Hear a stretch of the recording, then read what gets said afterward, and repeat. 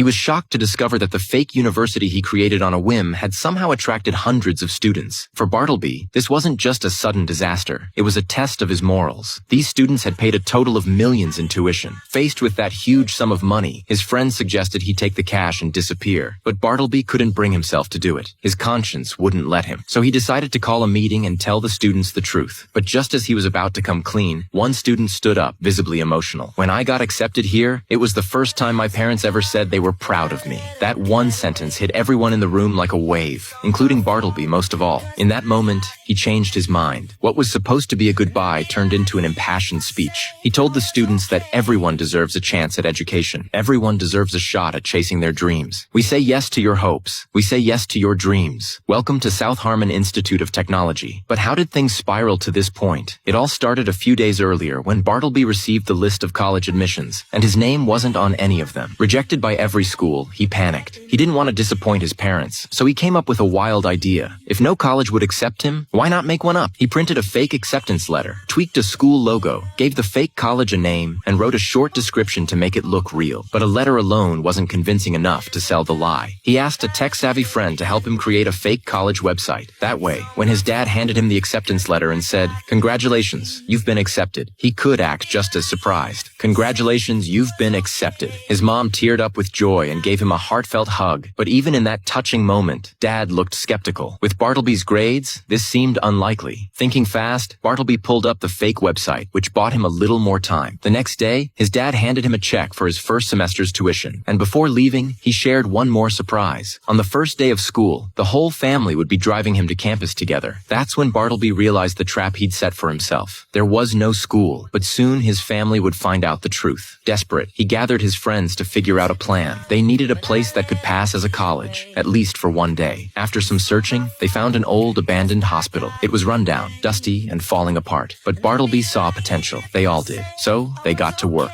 They tore down the fences, cleaned every room, and fixed whatever they could. After days of nonstop effort, the South Harmon Institute of Technology finally looked like a real school.